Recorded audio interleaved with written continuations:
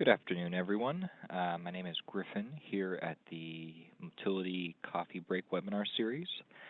Today is Wednesday, January 15th, 2020. Welcome to the new year for those of you who are just joining our webinar series this year. And for those of you returning, welcome back. Today we are going to be reviewing the import accounting transactions functionality of the software, as well as the importing of the floor plan transactions. So pretty simple processes, a couple things you'll want to be aware of syntax-wise, and just making sure that the file you're utilizing has all the right information on it, because that is required for the success of these tools.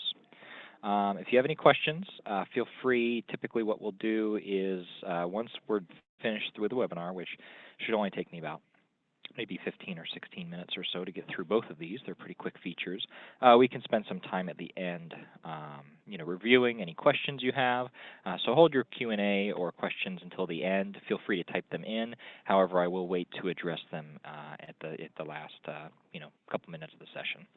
So I'm going to give probably about 2 or 3 more minutes here for a couple of the last folks attending here. So let's give about another minute or 2, and then I'll go ahead and get started, all right? Hey, Brenda, I see you posted in the chat about audio. Is anyone else having issues? I'm showing I'm sending audio, but of course I can't hear myself. So if anyone else is able to hear me, if you're able to type in the chat. Brenda, make sure you are dialed into the phone number. Let me provide that to you here in the chat, and hopefully.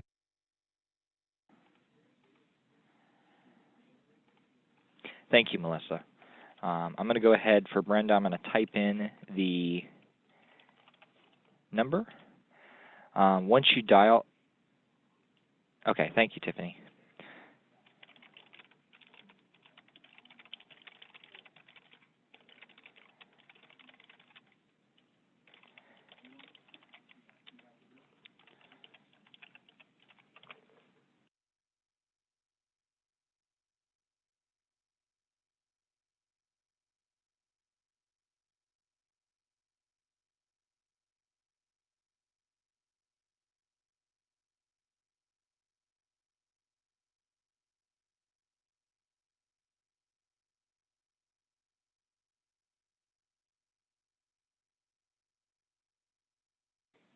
All right, everyone, thank you for holding. I'm going to give another minute or so. Brenda's getting logged in.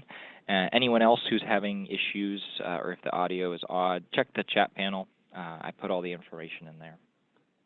All right, we'll give it just another minute, and we'll get started.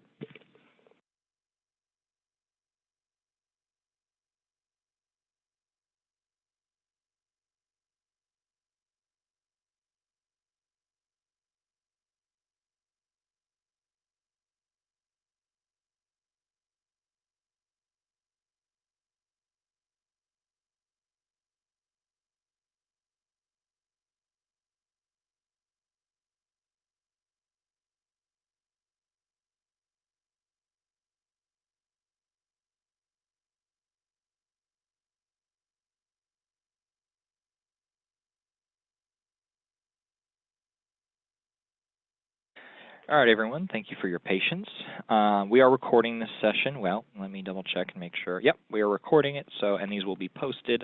If you are having any audio issues or anything like that, we'll make sure to provide a copy to you.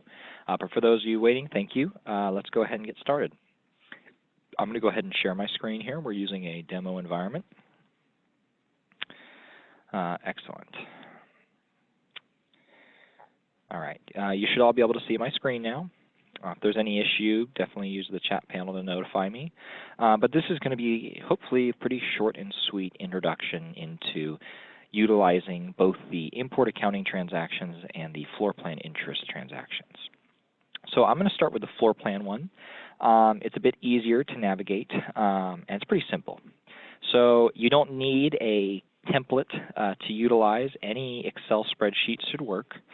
So typically what I'll do is let's go grab a few pieces of inventory, validate that they have the correct information on them, and then we'll build the import to assign in mass either insurance values or interest values for each of the units on the lot. one of the complaints I've always had is getting this information in by hand is usually one unit at a time, unit after unit, and it can be a pain. That's what this import tool is designated for, to make this process a little bit easier. So what I'm going to start with is I'm going to pull up maybe 3 units or so. You can update as many units as you wanted. So if you had 150 units on the lot and you wanted to break out the interest against all of 150 units, you could do so in one entry. For the sake of the demo and the webinar, I'm going to just use maybe 1 or 2 units. Maybe we'll do 3 units. So I'm going to just do a quick inventory search, show me all my unsold inventory, and I'm just going to pick a few at random. We'll go ahead and choose this Suzuki. It's more of an auto example, but it should work. So the key here is a couple things need to be in place for this tool to function correctly. And the ultimate goal here is to have this field, the floor plan interest field, auto-populate with the values you've plugged into your spreadsheet. Now there is the biggest prerequisite here is this field right here where it says floor plan interest account. When you're uploading your spreadsheet, you're not providing the GLs. When you do the import tool, it asks you for your payable GL that you'd like to assign payables to. So you could use a specific interest payables account, or you could use your general accounts payable, whichever is fine. However, this needs to be here, and what this account is going to be your floor plan interest expense. And I believe in our base chart of accounts here, it's 8710, and we can do so by doing an expense filter here, navigating down. Let's see what we had in here, 8710. So let's scroll through our list. Again, this is our stock chart of accounts. You may have your own, but that's the account we want here, is a floor plan interest expense account to offset the payables we're generating to go ahead and pay this interest out to the floor plan companies. So that would be my starting point, is making sure that either your inventory process when booking in new units, the team members are keying this information in. Otherwise, you're going to have to add that to each unit you're trying to update in mass. So it is a good procedure to populate this floor plan interest expense account while you're loading the units in, so it's not something that has to be corrected by the accounting staff as they are loading in this spreadsheet. Another thing that can help with this is, for those of you using our make model pick list, I do believe that is one of the fields we can pre-populate. So we're looking at this Suzuki here. Let's just take a look at that.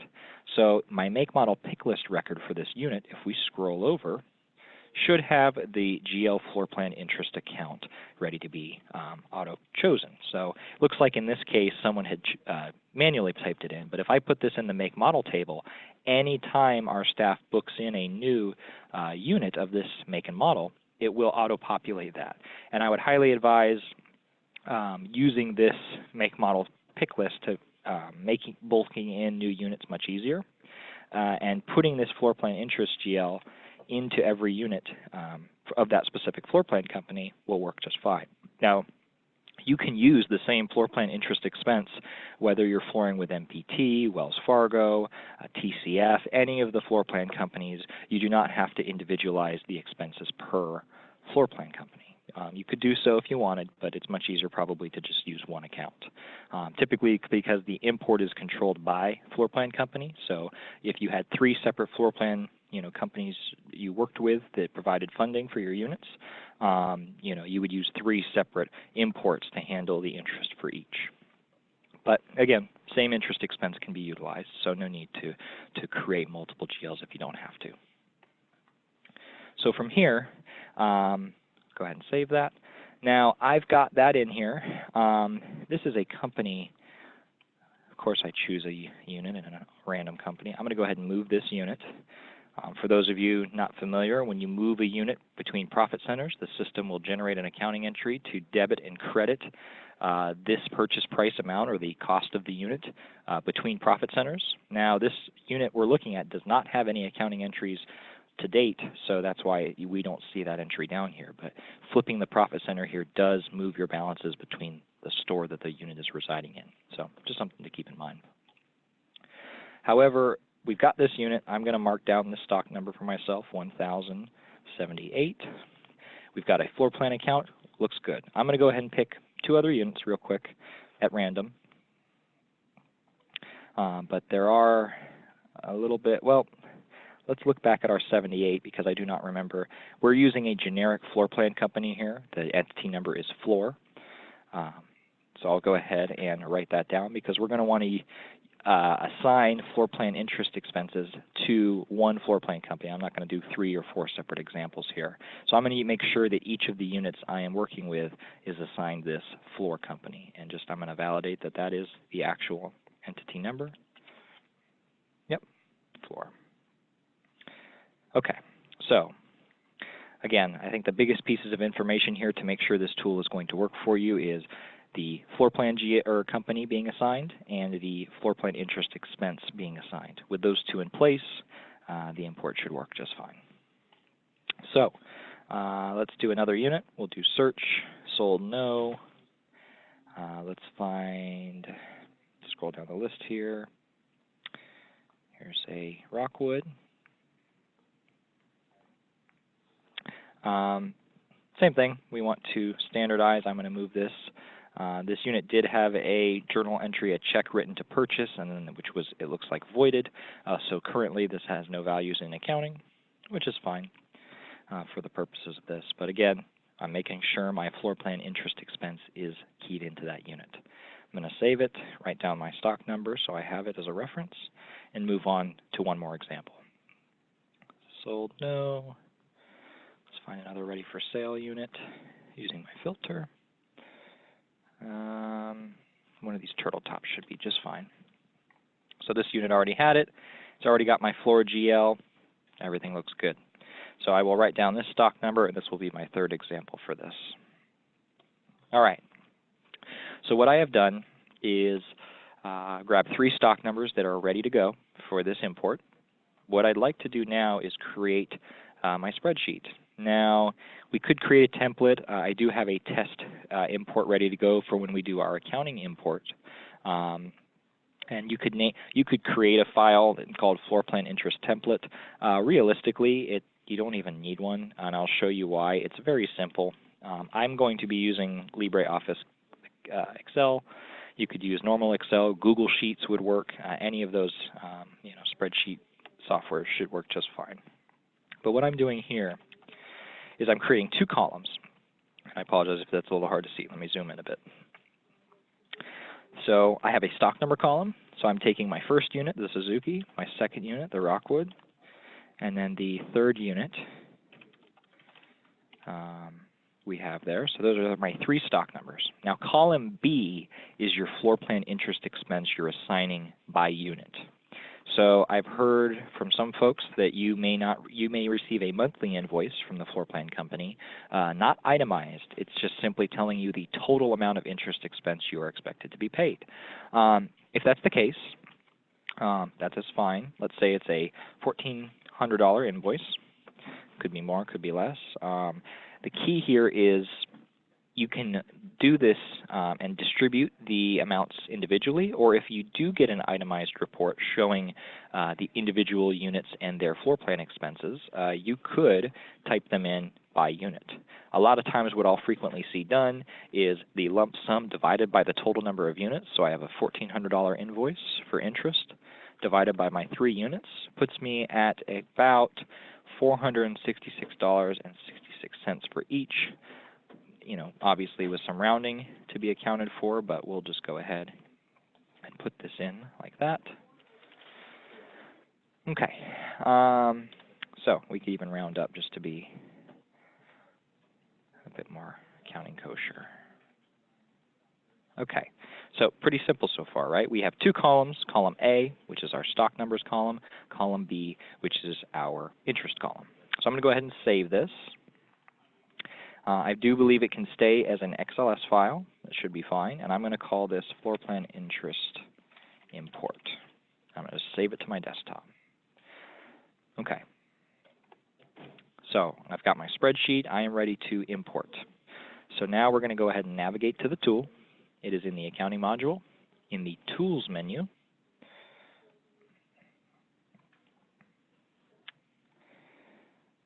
And it is right here, Floorplan Interest Import.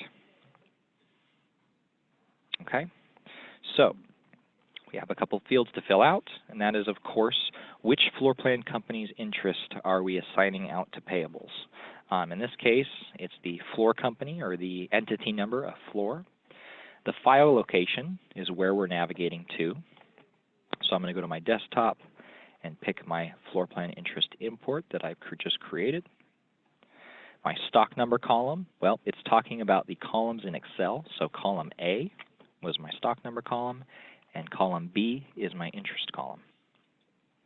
You next now have to decide which payable GO would you like to use to offset the debits to the inventory, or I'm sorry, the interest expense, right? Where you need to credit a payable. You can, I don't know, some dealerships may have a specific payables for interest. Otherwise, you would just use a, I'll go down to my account type here and type in AP. And in the case of my demo system here, it looks like I just have Celine. So yeah, nothing really specific to interest. So I'm just going to go ahead and pick our general accounts payable, right? Ultimately, it's whatever you'd like to use. Go ahead and pick my store, my profit center. I hope my other two units were in the correct profit center. We will find out. But this field is definitely something you'll want to address because this varies by dealership. But we are dealing with expenses, so we are dealing with P&L accounts, right? An expense account that will show on a profit and loss for the department of your choosing. So really the question is where do you want these interest expenses assigned? You know, sometimes I see dealerships assigning it to the vehicles, you know, sales department or a vehicles inventory department. But depending upon how you all are configured or want to configure these, this is a dealership specific question that you probably want to fill in based on how you all want to report that. Do you push the expenses of interest against the sales departments, or are they held in the accounting department? That is frequently where I see it. In this case, I don't have an accounting department, I have an administrative department, but that would be the appropriate place, at least in my findings in traveling. But every dealership operates a bit differently, so it's really dependent upon where you all want to put those expenses. The journal ID, I'll typically just use my general journal. Most import transactions and adjustments always end up in the Z1 journals, so I always prefer to place them there. The reference number, I always recommend using the month of the interest, so I could say January 2020 floor, well, since I don't have the actual floor, it's just called floor. I think it was GE flooring. We'll call this GE INT. And again, this naming scheme is completely up to you all, but something to designate that you're doing this entry monthly and you're going to see an additional one each month. What date do we want it posting against? All that. So we've pretty much done everything. We've navigated. It looks correct. Let's give it a shot. It's telling me the posting month and year you're trying to post to has been marked as restricted. I must fix this before continuing. Okay, so someone is probably in the closing January a little too quickly for my liking, but I must have restricted permissions available to me to post. But if you do notice here, it has generated my entry. I do have the permissions to post to a restricted month, and it's built my entry for me. 3 line items debiting my floor plan interest expense for each of the units we selected, and then offsetting all those to a single accounts payable line. You know, for the bulk of that invoice. So I'll mark that as posted. I see where I made my mistake. You know, I'm going to be doing that for the next month or so, I think. All right, so we're in the right year, right month. Everything looks great. Now, let's see how our units look. So I'm going to go ahead and navigate back over to unit inventory.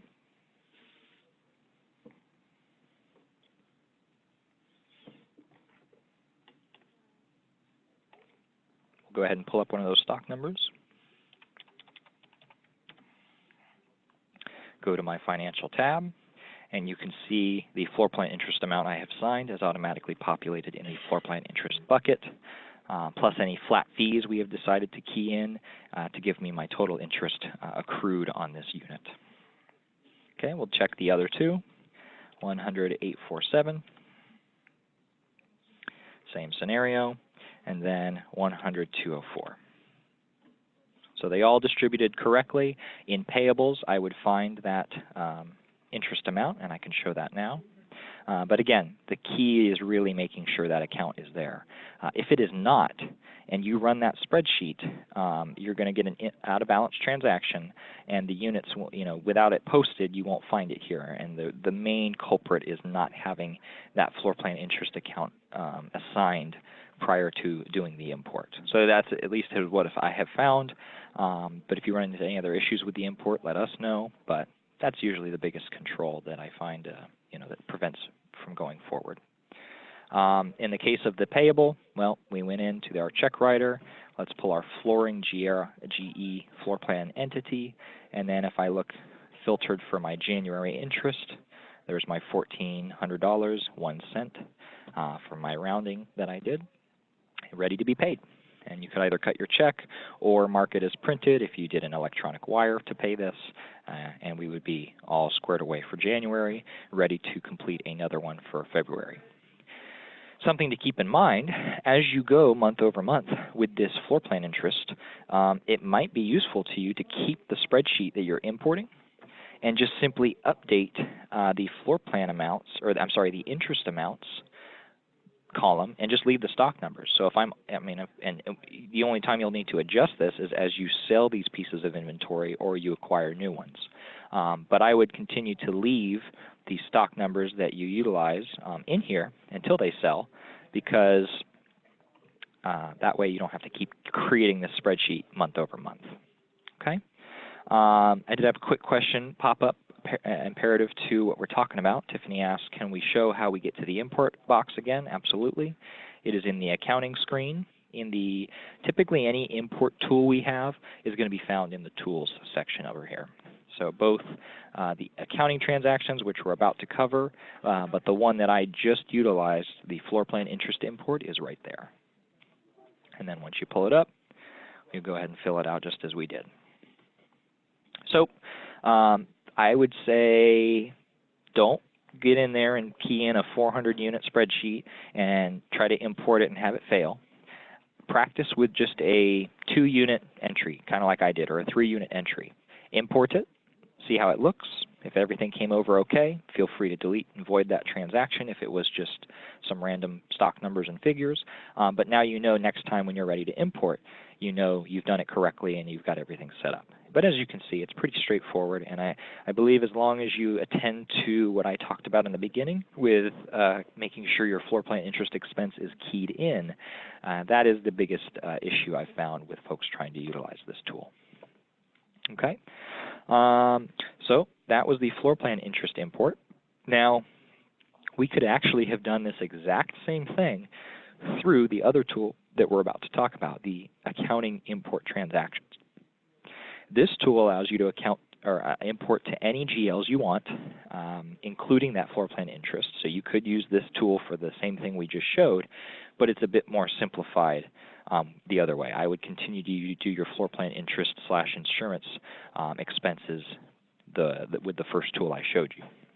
But this accounting import is just a way for you to build accounting transactions in Excel in a CSV format that might be a little bit easier for you to navigate than our internal accounting system, so that you can create large entries, copy, do filtering, just make large data entry much easier, because you can duplicate a lot of your work in Excel or Google Sheets or what have you, and then just simply import that in to bring all that data into our software.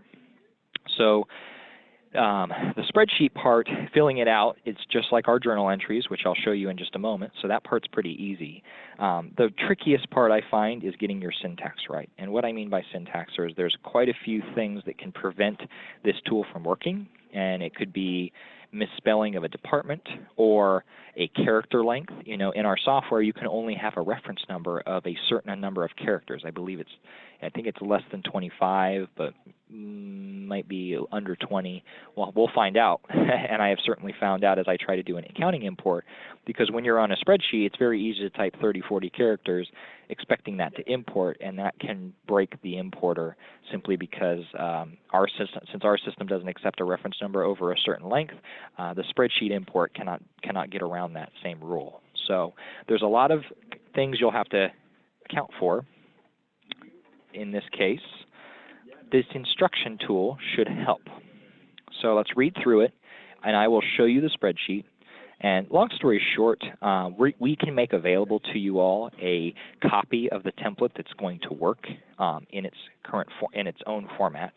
So what we want to do is get you a spreadsheet that should work by default, and then you're just responsible for keying in the detail. But this little notepad here will actually give you the full detail of what you need. And without spending too much time on it, here's what is required. We need a company number. We have to have a company number to post to. Okay? We need a journal to post to as well. We need a reference number for the transaction, and it tells you the max is 20 characters, and it's required. So anywhere where you see this required, that field needs to be filled in. You cannot leave it blank. There are certain fields here which you can leave blank, and we'll get to those in a moment, but just keep this in mind. So transaction date, same thing, required. Posting month and year, both required. Header comment is optional. So the header comment, if we talk about it real quick, if I go to add a journal entry, the header comment is here. So if you wanted to populate this field with a comment, you can do so through the importer by using this column, and you'll see it labeled here in the spreadsheet in just a moment. The GL account you're posting to, required. The profit center, required. The department, entity reference number, these are all required fields, right? We need something. The next two are optional, right? Not every accounting entry requires an entity or requires a stock number. If you are making a mass import entry to accounts payable, any of your inventory accounts, anything with a controlled account, you would want to have both one or both of these items depending upon the entry you're writing. So if I'm writing a floor plan entry, well, I need an entity number because I need the floor plan company, and I need the stock number to make sure that the balances I'm bringing into my accounting module mesh and connect with the unit and the floor plan company we're writing to. So while these are optional, depends upon the GL accounts and the type of entry you're writing. So just keep that in mind. Debit and credit fields, simple. We need to balance the transaction. Those are both required. Unit count is required. This is the biggest issue I have run into in the past, leaving this blank. While you don't always have a unit count, typically a unit count is to track movement between inventory accounts. So as you sell a unit, that counts towards one. If you buy in a unit, that counts as one, helping you total your flow of traffic of the amount of inventory pieces you purchase throughout the year. But it is required, and that's usually the trickiest one. A lot of folks leave this field blank. It needs something. So if you put a 0 in there, it should work. If you leave it blank, it may not. So that is one thing I would make note of. If you're having trouble importing, I have done the same in the past, completely forgetting you do need this unit count. So that is something to keep in mind. It's one of those things that you wouldn't normally remember, but it is one of the things that are required here. And then the line comment is a comment specific to that transaction line, and that can be found here. So if you do want to write in comments for what this transaction is doing, that is where that goes. And that is also optional. Both the header comment and the normal comment are both optional. Okay, so let's try it. So what we can do is, don't think you're going to need to create this spreadsheet yourself. I would reach out to your sales representative or our support staff, and we can provide one to you. I have painstakingly recreated a import multiple times for multiple folks before realizing we just really need to standardize it and get it out to everybody if they want to use this tool. So I'm going to open this up. It is a CSV file, a comma-separated value, and it does need to be saved that way. You cannot upload a Excel spreadsheet with this tool. So if you try to, you're going to get an error message, and that is your first stopping point. So I will talk about how to save a file as a CSV, how you can edit it to see if it's in the correct format, but this is the template that we can provide. Usually we'll leave a line item in here so you just have an example as to what each field requires, but let's just walk through it again like we talked about. Company number is required. This has to match your company number here, not your profit center, but the actual location. So this store I'm looking at here has 1, 2, 3, 4, 5 companies, each with a profit center A, B, C, D, E. So company 1 is where I'm writing to. That means the accounting entry will be assigned here. Journal is the journal ID of where it's going, so wherever you'd like to post it to. As I recommended before, Z1 is always where I usually do my imports. Why? It makes it very easy if I want to say, do a search, show me all my journal entries in Z1, let me look at year to date, and then typically when you do an accounting import, there's a reference to it. And I don't remember if it's in the comments. It might be who posted it. One of these fields it identifies, and we'll check it after we import one, whether it was an import or not. So it makes it very easy to say, hey, find me all the imports done this year. That way, you don't have to go remember the reference number or search it up in some crazy way. So, and I'll show you how to find that here when we import. The reference number is required, so I just did test import, and again, reference number is referring to, if I pull up a random transaction here, this is the reference number, and again, up here, this is the reference number it is referring to. Transaction date, posting month and year, pretty straightforward. You do want them in these formats for it to post correctly. You don't want to say March 15th, 2020. That will not import correctly. It needs to be in the same format that our software accepts, in which case you can see that here and here. Okay.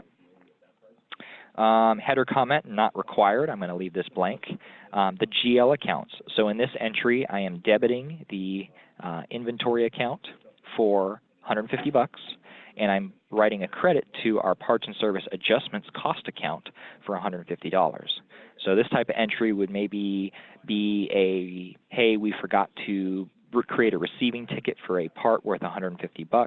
Here it is. We already paid the vendor, so the accounts payable is reconciled. We just need to put the cost of this to an adjustments account to show at some point in time we did account for purchasing this. So we've got our profit center here, profit center A. And the department. So this is another part that I find breaking everyone's imports. They don't correctly spell out or put the right department in here.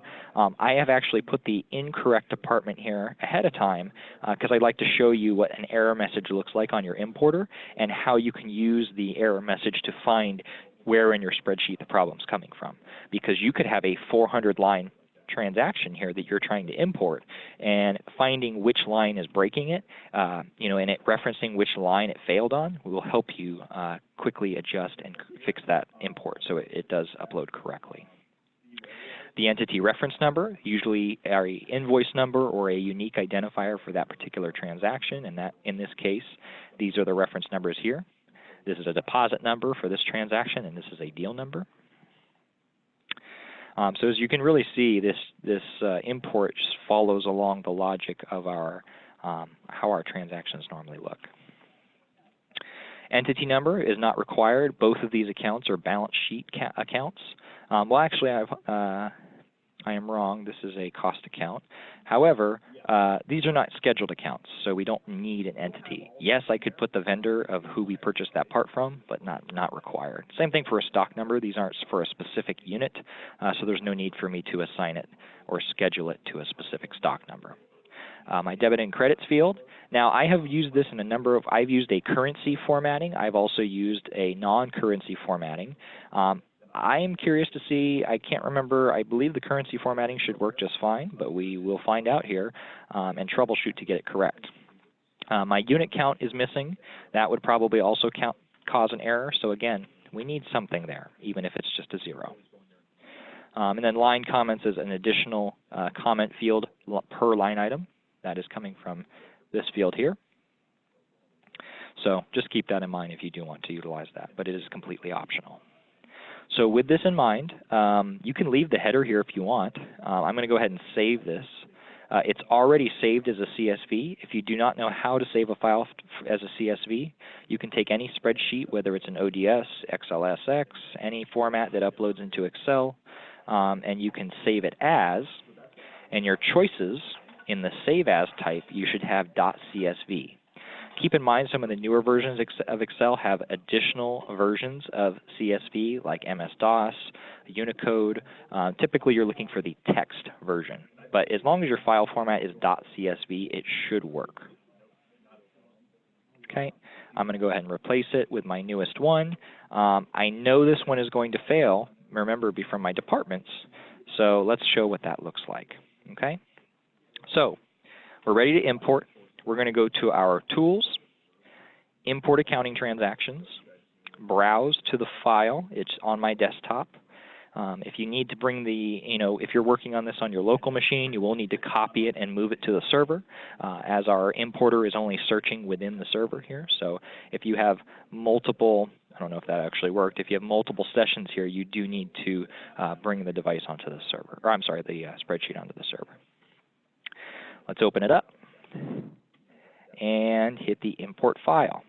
Now, there is another tool here you can use, is the delete file. If you import something and it correctly imports, if you browse to that same file and hit delete, the system will go find that accounting transaction and delete it. You could also just manually search the transaction up and delete it yourself, but sometimes re-importing the file and deleting it will help you.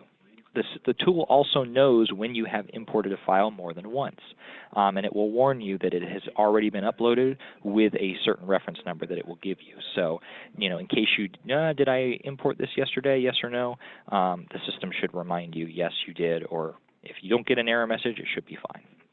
So we're going to go ahead and try to import this, and it's going to tell me there are errors, okay? And it'll identify what line number the error is on. And that is a row number, okay? So if, say, okay, my department is invalid. Well, in that case, I would want to go to my Edit, Modify, Departments. What is my parts department actually called? Parts department. You could grab it here and copy and paste. I don't know if the capitalization is required, but in keeping things consistent, I would also keep it in all caps. So let's go back to our desktop. Let's modify that field and try again. Again, as you can see, the importer, if it doesn't work, you're not creating any crazy record. There's no not posted entry, so feel free to continue troubleshooting until you get it correct. I'm going to resave the file. Another trick you can use to know if you've correctly saved it as a CSV file is you can open Notepad, and if you drag and drop a Excel spreadsheet into Notepad that is a CSV file, it will correctly bring in. If you drag and drop it here like I just did, I'll do this again so you can see it. If I drag and drop this, it will correctly bring the values over. If it does not, and you see a bunch of jumbled data here, that means you are not in a CSV or a comma-separated values format. You will need to save it like that first. But you can see from this screen, it's actually easy to tell if I have any errors, right? If I had additional spaces or something missing, these two fields wouldn't be equivalent. But as we can see, both lines have just about everything. Everything is lined up. It's a pretty good, easy way to at least I like looking at the data this way, so it's easy for me to see. Where you see two commas, that means that there's a field missing, so the header comment that would normally go here is not here. I could put one here if I wanted. Again, this field is completely optional. But looking at these enough times, you'll kind of get familiar with how they work. So this is just another way to check if you've saved your file correctly. But we'll not save it. We did already save it. Let me double check. With the parts department, yep, we renamed it correctly. So let's try it again. Go to the Tools, Import Accounting Transactions. The system does leave the last file that you imported or tried to import here. However, just to make sure I do grab the most recent version, I always refresh it. Don't know if you have to, but just good procedure. Let's try it again. Import has been completed. So now, let's take a look. It does not pull up the transaction. You would need to go find it. I put it into month of January 2020. Keep in mind I'm looking at month 2019, or I'm sorry, month 1, 2019. I need to change my month and year. Okay.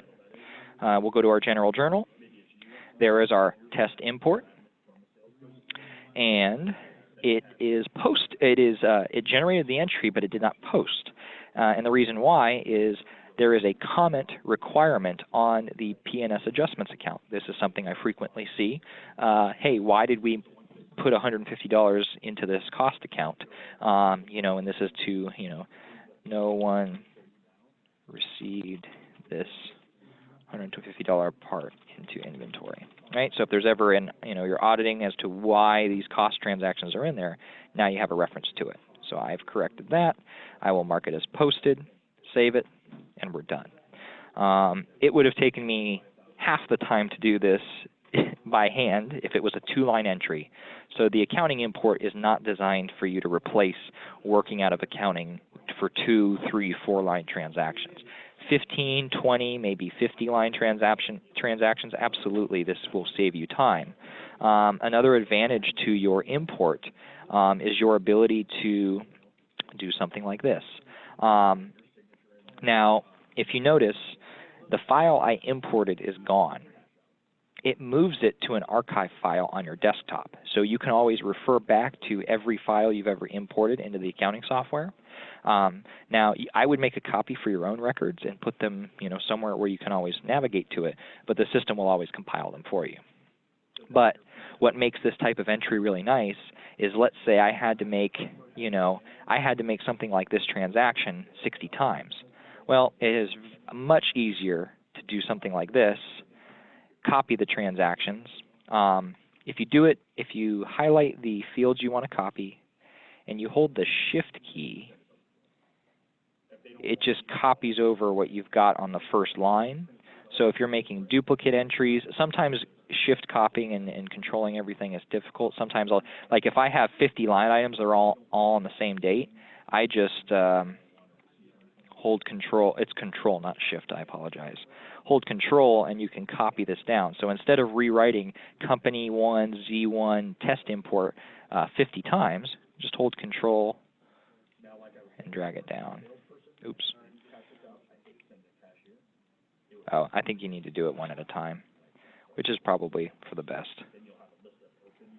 But again, imagine writing this entry in our accounting software. It's going to take much more time, whereas now if I have duplicate data, it's much easier for me to populate that. So again, just little things that can speed up if you need to do mass entries in bulk or adjust many different GLs. So that's it. As you can see, the importance is placed on the file format itself and the quality that it is in. I will be making available to you through your sales rep, if you'd like to reach out, or our support staff will have it, an example CSV file that you can save on your desktop and always utilize. I would recommend keeping one clean. Don't keep editing the one that we've provided you. I would even leave a line item in here just so you have a reference in case you forget, hey, what exactly does need to go here? Leave one line item in here, but just save this as your template. That way, anytime you need to make a new one, you can copy this one. Right-click, copy. Let's do a paste on my desktop, and now I can mess with this one as much as I want, make a 50-line, 100-line transaction, but I'll always have an example one ready to go in case I have a new hire that I need to teach this to, or I simply haven't done an import in a long time, and I need to be able to remember how to do so. So 99% of the time, the difficulty in using this tool is the actual spreadsheet you're importing. So with that out of the way, as long as your entry is balanced and in a correct format for each field, should work just fine. So as you can see, the floor plan interest is better to use for those types of transactions simply because it's a bit faster.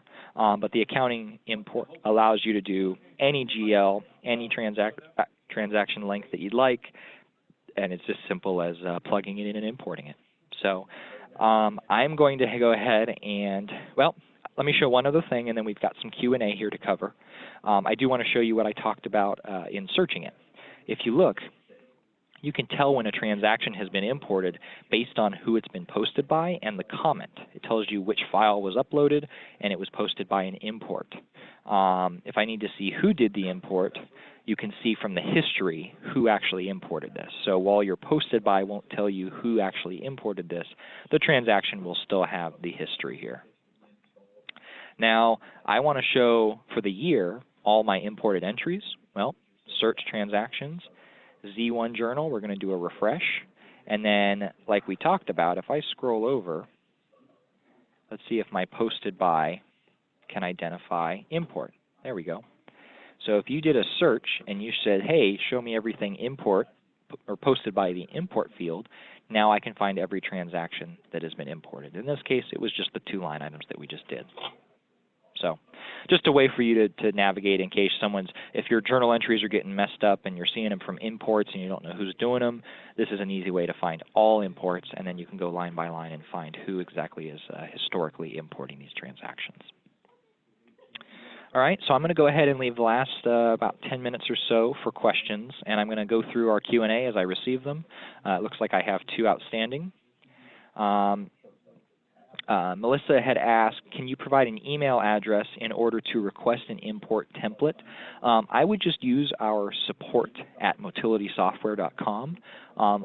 That's going to be the easiest way because support has your information and they can drop it onto your desktop. If you go through your sales rep, it'll take a bit longer, I believe. So I'm going to go ahead and post into the chat panel the support email that you can use. And I would just say, hey, I'm requesting the CSV accounting import template. And they'll know what you're talking about, and if they don't, you can even reference the webinar and say, hey, I just saw a webinar on this. They'll come find me, but I'll try to make sure that the support staff is familiar with this before providing it, okay? The next question is an off-topic question from Melissa. Do you offer any training webinar videos on year-end W-2 processing through Motility? Since that is through our Galaxy product, there's only a remaining couple of dealerships still utilizing it. I know there's actually probably a few, but there are not any. This webinar series doesn't have any planned. I would also use that support link that I sent in the chat to request assistance on going through W-2s, and a payroll support tech will be able to assist you there. But off the top of my head, I don't believe there are any W-2 related webinars scheduled. I could be wrong, but nothing that I've seen, at least in the next couple of weeks, which is, I know, W-2 processing time. So definitely reach out to the support team. There's a dedicated payroll support department that will be able to assist you there. Ryan has a question about where was the make model setup list I pulled in unit inventory. So back in the unit inventory module, if you go to the edit screen, modify, make model pick list is right here. And many times I will go to a dealership and they don't have this set up. And we can realize it is time consuming to put a make and model of each new and used into the dealership. It is time consuming. However, it really does save you a lot of time as the store increases in size, as you start buying more pieces of inventory, and anytime you buy a unit that you've previously purchased or sold, this list is going to make it much easier. Now, I'll give you a little bit of a trick that can help you here, okay? Because this is something I find that some dealerships that don't want to go through and fill out every single item. Okay, Ryan, you're saying you do not have modify under edit. It's an extra feature. It should be part of your base product. It might be a permissions restriction. Typically, though, if you don't see this here, it might be. If you want to post the name of the dealership you're at, Ryan, I would be happy to have one of my team members reach out and see if it's a permission item or something else, but you should see it there. And it's fairly old, so I don't believe it's update related. Perfect. Okay, thank you for that. Keep a lookout here after the session closes. I'll have somebody reach out and try to assist you with that, okay? Perfect, and your extension there. Awesome. Thank you, sir. All right, but yeah, back to this list. Just for those of you, hopefully this is helpful. If you do not use the make model pick list today and you don't want to populate it in full, here's a recommendation I can make.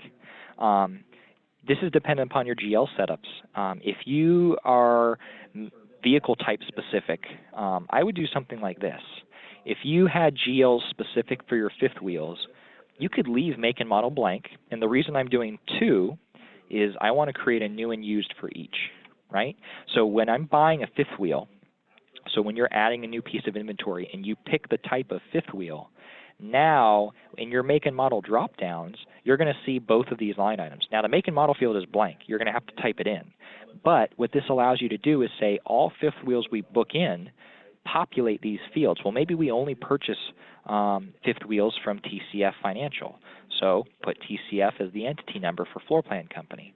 Well, our new GLs for inventory is 1,200 for the inventory account, 4,200 for the sales revenue account, and 6,200 for the cost account. And I know that my used inventory accounts are the same except advanced one numbers, so 1,300, 4,300, and 6,300. And then if you recall earlier, maybe TCF only has one floor plan account, 3,200. Maybe we don't use reconditioning. Additional costs is typically mirroring the normal costs account, so 6,200 and 6,300. But if you can see what I'm doing here, I'm making it so every time you buy in a fifth wheel and you pick it from the make model drop-downs, you can type in the specifics of the make and model. But now you don't have to fill out the GL accounts. They're going to auto-populate for you. And you could even do this without a type and just say for all units we purchase, if it's new, no matter what the make and model is, fill out these fields. And then same thing for used by using the NU. So you could use 2 lines in your make model pick list and actually accomplish a lot of auto-populating fields so you don't have to type in all this info. And if you keep going, look how much you have available to you. Markup percentages, your pack percentage, a flat pack amount, PDI estimates, the status that that vehicle starts in. You can get very creative with how much you can auto-populate the system with this screen. It would take some time to get your full make and model inventory in here, but if you notice there's no year. It's not intended to be, okay, this is only for a 19 or a 2017. There is no year field, so these are supposed to be available to you year after year, even if small details of those make and models changes. The GLs you're placing them into, the floor plan company, those things might not change. Maybe your markup does if it's a 19 versus a 2020, but those are fields that you can modify by hand. So just wanted to show that because I often see this table neglected, and I think that for those of you purchasing 50 plus units a month or however often you do, this can really save some time. And if you don't like this, we also have templates you can copy from as well. That's the reason I like the templates more than this screen is templates you can attach photos to. And if you have 5 or 6 of the very similar make and model, same color, you can reuse those photos so you don't have to take photos of every single new unit. But outside of that, the make models table works pretty good as well. So we'll leave the last 5 minutes or so here for questions. Thank you for those of you asking. Hopefully some of those questions helped answer anybody else's reservations, or hopefully you learned something in the make model pick list or some of the other tools I was showing. But yeah, I appreciate you all taking the time to join us today. I believe we have another webinar next week. If you give me just a moment, I can find out what the topic of that is. Let's see here.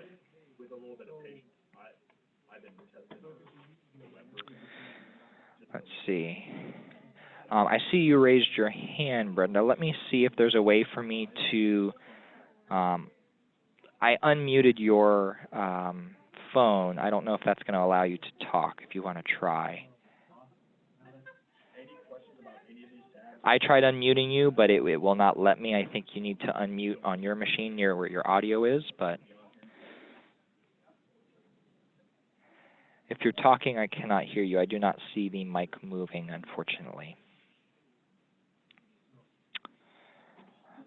If you'd like, Brenda, if it would help, if you want to put your information into the chat panel, I'm happy to reach out after our session closes. Same thing with, as soon as I get finished with Ryan, I can give you a call and take a look. Sometimes the Zoom audio is kind of finicky. Okay, Brenda, I see your question. Our state now requires a color on the title application. Is there a way to add color as an option? Absolutely. That would just be a forms request. That is something free of charge that they can do for you.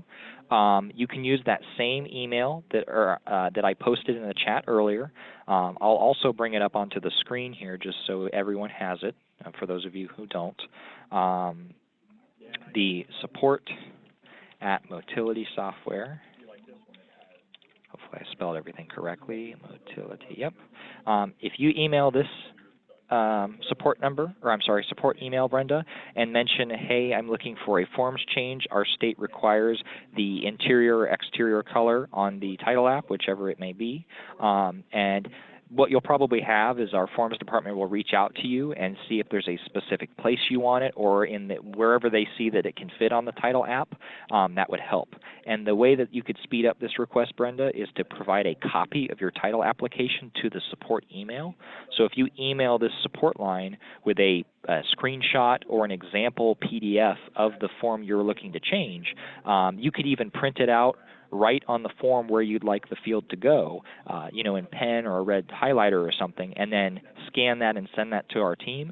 They can forward it right over the forms department and get that working, get that started for you. So that's typically the quickest and easiest way. If you just send in, hey, I need this on this form, they're going to reach out and ask you where, what field, kind of a bunch of stuff. So I would say if you do all that due diligence ahead of time and provide that to support, they can get that change much faster. So, yep, absolutely. And typically when that's finished, one of the forms department folks will reach out with you, have you test print it on a deal, and make sure everything looks satisfactory. So, yep.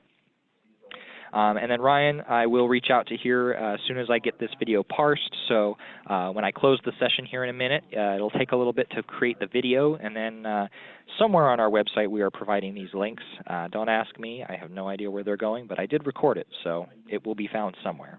And if you do have questions on that, your account representative should be able to provide you a link to where they are. So, but again, thank you all for your time. For those of you returning, I will talk to you next week. Otherwise, have a great rest of your Wednesday. Thank you.